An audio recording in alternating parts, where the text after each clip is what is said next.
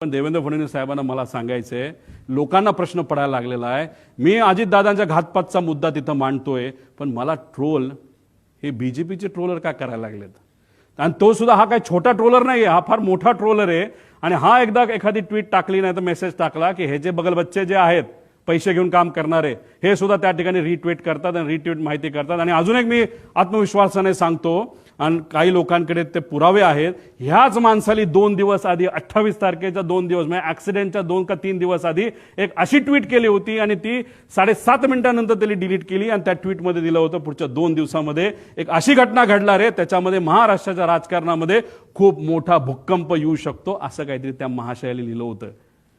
ह्याच्याबद्दलचे पुरावे आमच्याकडे आहेत, आम्ही ते घेतोय. पण हा कोण आहे हा?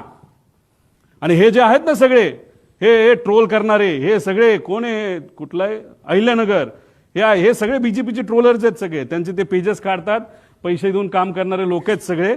आता हिथं तर मी काय बोललो आणि देवेंद्र फडणवीस साहेब काय बोलले? अहो साहेब, देवेंद्र फडणवीस साहेब, याच्यामुळे आता लोकांना वेगळी शंका त्याच्यामध्ये यायला लागली. रोहित पवार भावनेच्या भरामध्ये मुद्दे मांडतोय, टेक्निकल मुद्दे, अराजकीय बोलतोय, पण भाजप मला ट्रोल करते.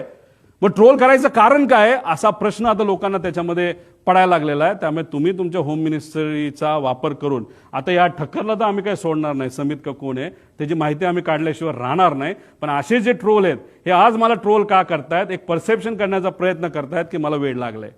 हो, प्रेमापोटी मला वेळ लागले, पण वेळ दोन्ही गोष्टीचं असतं. एक वेळ जे तुला लागले पैसे घेऊन काम करायला, आणि मला माझ्या काकाला काय झालं, माझ्या दादाला काय झालं हे शोधण्याचं वेळ मला लागलंय. आणि हे मला फक्त एकट्याला लागलं नाही, महाराष्ट्रात तमाम जनतेला त्या ठिकाणी लागले. त्यामुळे अशा पद्धतीने माझं ट्रोलिंग तिथं केलं जाते. आणि काही महाशय कॅश बॉक्सवाले, त्याचं नाव वेगळं असेल, त्यांनी सुद्धा आता आम्हाला ट्रोल करायला सुरुवात केली. काय हरकत नाही, तुला किती पैसा वापरायचा वापर, कारण तुमच्याकडे पैसेवाले लोक आहेत, आमच्याकडे स्वाभिमानी मराठी माणसं आहेत. आणि त्या लोकांना आम्हाला सांगायचं आहे की ठीक आहे, तुम्ही मला पाण्यात बघता का काय, पण एक समजून घ्या, माझे आजोबा फार मोठे आहेत, माझे काका मोठे होते, आणि मी रोहित पवार आहे, आणि मी या महाराष्ट्राचा स्वाभिमानी नागरिक आहे. आणि माझ्याबरोबर दादांची एन्क्वायरी करण्यासाठी मागणी करणारे महाराष्ट्राचे तमाम स्वाभिमानी नागरिक आहेत. हे असे चिरकुट पैसे घेऊन काम करणारे ट्रोल या ठक्कर का कोण आहे त्यासारखे नाहीत. त्यामुळे हे लोक मला ट्रोल करतात, याच्यावरून लोकांना आता वेगळ्या शंका यायला लागलेल्या आहेत.